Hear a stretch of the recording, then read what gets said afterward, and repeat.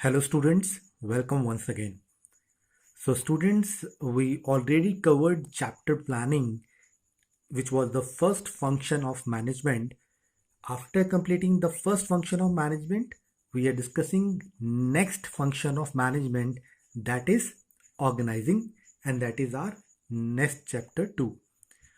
So once the plan has been laid down and the objectives specified therein, the next step is to organize resources in a manner which leads to accomplishment of this objective. So basically what the organizing means to organize resources in a manner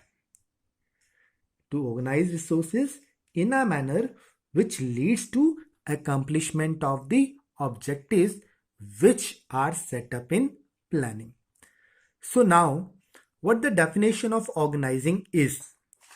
It is important to understand organizing is process of defining and grouping the activities. So firstly, we have to identify or define the activity. After identify and defining the activity, we have to group the activity. So firstly, we have to identify the activity. After that, we have to group the activity of the enterprise. And after grouping the activities of the enterprises, we have to establish the authority relationship among them. So three things which are important here. Firstly, identify and define the activities, then group the activities, and then establish the authority relationship among them. So hence, organizing function is a means for translating plan into action. So organizing function is it means for translating plan to action. So when we translate the plan to action by grouping the activity, by defining the activity, and by establishing the authority relationship among them, that is known as organizing. Now we are discussing what are the different steps in organizing. If you talk about the step of organizing, in total we have 4 steps, and those 4 steps can be identified with the help of definition only. If you can recall the definition, what the definition was, organizing is the process of defining or identifying the activity. So first one, we have to identify the activities, and and it is the first step is known as identification and division of work. So this is the first step. What it involves? It involves identifying and dividing the work into small and manageable activity. Identify and dividing the work into small manageable activity. Small manageable activities. Say what the work is. The work is to make a ready-made clothes. Now for making a ready-made clothes, we have the different activities which need to be performed. What are those activities? The activities are like firstly we have to select the fabric. After selecting the fabric, we have to cut it. After cutting it, we have to put the different colors on that. After putting different colors on that, we have to define what are the sizes of that. After defining the sizes, so these are the number of processes the product has to pass through. So firstly we have to define the work, identify the work, and have to divide in the work into the small manageable activity. Like the one person will do the work of cutting, another person will do the work of stitching, the other person will do the work of the dyeing. So this is the way the work can be divided. Now when the work is divided into small activities, what it will do? It will decrease the burden of work. It will decrease the burden of work. And when the burden of the work decrease, the duplication of work can also be avoided. So duplication of work avoided. So this is the way the first step work, which means identifying and which is, identification and division of work. Once you identify and divide the work, after that you have to make the departmentalization of it, which is known as departmentation. What are departmentation? Departmentation means those activities which are similar in nature are grouped together. So similar activities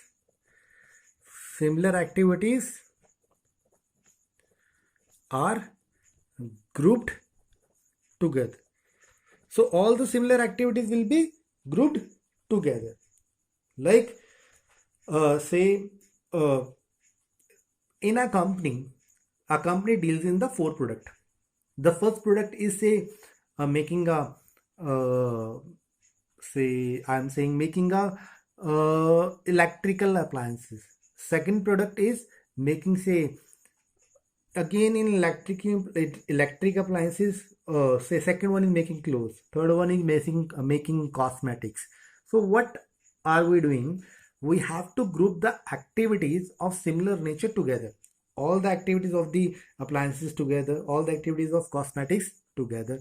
So this is known as departmentalization or departmentation. When you do it on the basis of, say, territory. What the territory is, say, on the basis of north, south, east, west. So departmentalization can be based on the basis of north, just say north zone, south zone, east zone, west zone.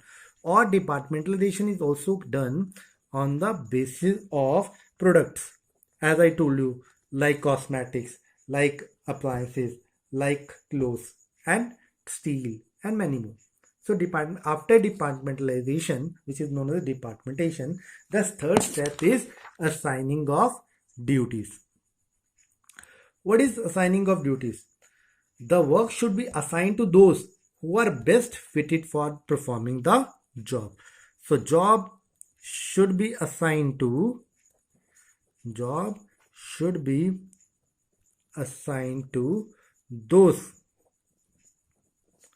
who are best fitted for it, who are best fitted to perform this type of job. If you do so, what will happen? The efficiency will increase, right? Now the last one, you have to establish the reporting relationship. What the reporting relationship is, from whom the order has to be taken and to whom the person is accountable, right? So each individual should be also know that who is to take orders,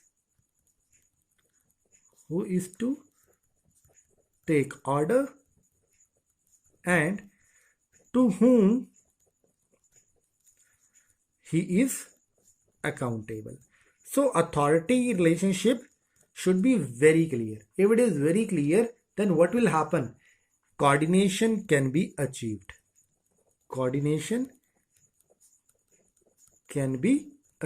Because of that. So we have discussed 4 steps of organizing. What are those 4 steps in the process of organizing? The first step is identification and division of work. What is that? Divide the work into the small activities. Second one is departmentation. What departmentation means? Group the activities of similar nature together. The third one is assignment of the duties. What assignment of duty is? That work should be assigned to those who are best fitted to perform the work. And the last one is establishing reporting relationship. Each individual should be able to know who is accountable and who he has to take an order. So this is the way, the steps of organizing process. Now we are discussing what are the importance of organizing. As per our textbooks, there are 7 importance of organizing, right? So firstly, I want to say what the organizing helps in. Organizing helps in survival and the growth of the enterprises, right? So organizing helps in survival and the growth of the enterprises, and the benefit of organizing are as below. So the first importance is there is a benefit of specialization. What the benefits of the specialization means? As I discussed with you that uh, there is a systematic allocation of jobs among the workforce, right? And because of that, repetitive performance of a particular task is done. So when one person repetitively perform a task, so when a person repetitive perform a task, what will happen? There is specialization come, and when the specialization came, he becomes specialized in it. And when he becomes specialized in it, what will happen? Because of that, there will be reduce the workload and enhance the productivity. So will enhance the productivity. So specialization comes because of what? Because of organization, and because of specialization the productivity will increase. Second importance is there is clarity in working relationship. As we discussed the last point of process of organizing, what was that? Establishing reporting relationship, to whom you should report, from whom you are accountable. These are the points which we discussed there. So when we did that in organizing, there is clarity in working relationship. I am aware of that from whom I should receive an order, to whom I am accountable, and what will happen because of that. It avoid any type of any type of uncertainty and confusion. Uncertainty and confusion. And because of that, what will happen? Because of that, coordination can be achieved, right? So this is the second importance. The third one, there will be a effective administration. Why there will be a effective administration? Because the clear description of jobs and related duties are available.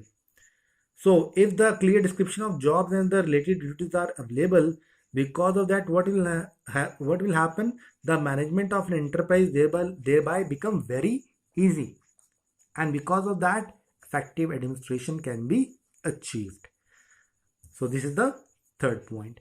After that, we will discussing the fourth importance of organizing.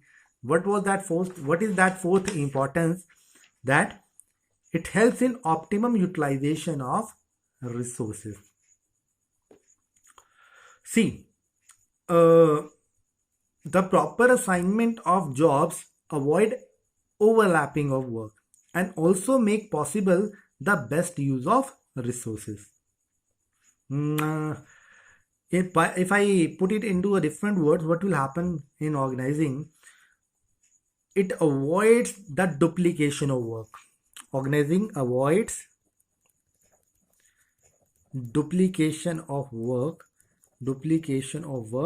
by specialization.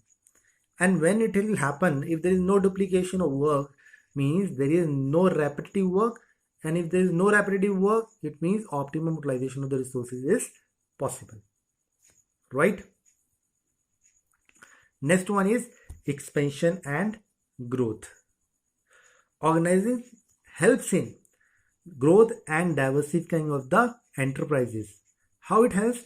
It allowing a business enterprises to add more job positions, new departments, and even new product lines without changing or without affecting the already existing without affecting the already existing chain line.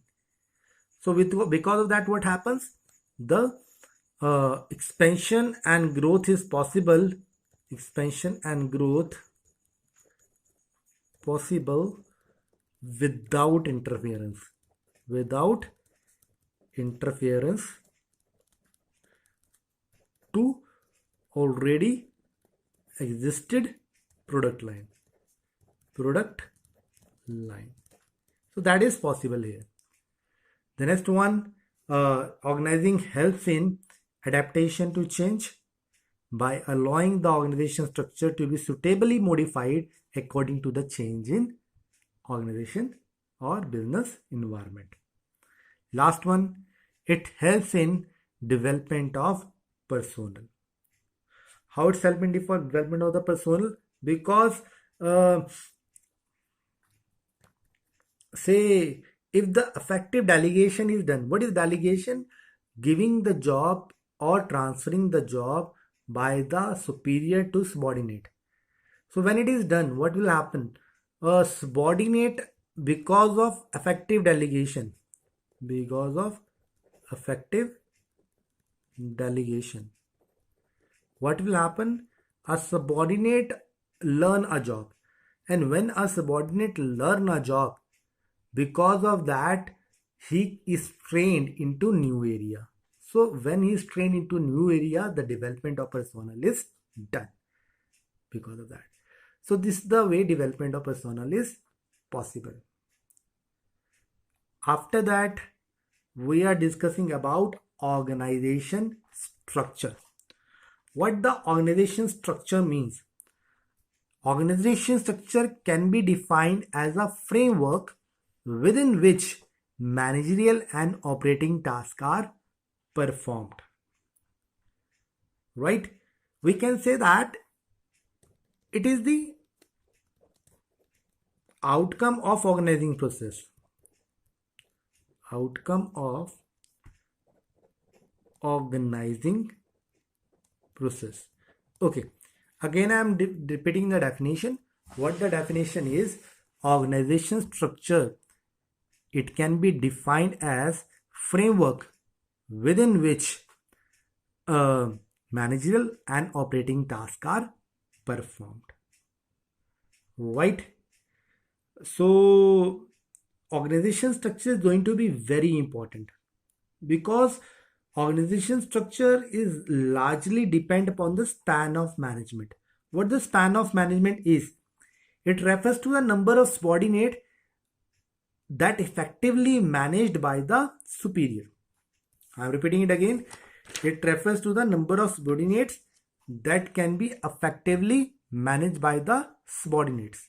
That is the span of management. So organization structures, what are the significance of it? Firstly, we will discuss that. Significance of the appropriate organization structure is also known as importance of organization structure. Why the organization structure is important? Because it specifies relationship between people, work and resource. What is the relationship between the people? What is the relationship between work? And what is the relationship between the different type of the resources? That is cleared because of the organization structure only. If it is not there, there is uncertainty. Second thing, it allows correlation and coordination among human, physical and the financial resources.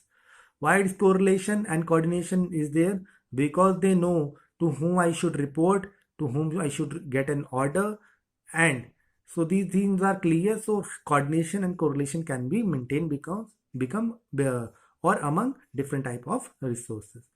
Third one, it ensures better control and smooth flow of communication, because everything is fixed. All the reporting hierarchy is fixed. We know that whether we should receive an order from A person, B person or C person. So when this thing is clear, there is a smooth flow of communication is possible. And last significance of organization structure is it helps in to increase profitability of enterprise. It helps in profitability of enterprise. How the probability of the enterprise can be increased? If there is better control, if there is better flow of communication, better coordination, better correlation, and if every type of relationship is clearly defined, then what will happen? Cost will reduce, and when the cost will reduce, profitability will increase. So these are the importances and significance of appropriate organization structure. Right? Next time we'll discuss about very important topic, that is type of organization structure. But before that, this basic concept which we discussed today, that should be clear to you.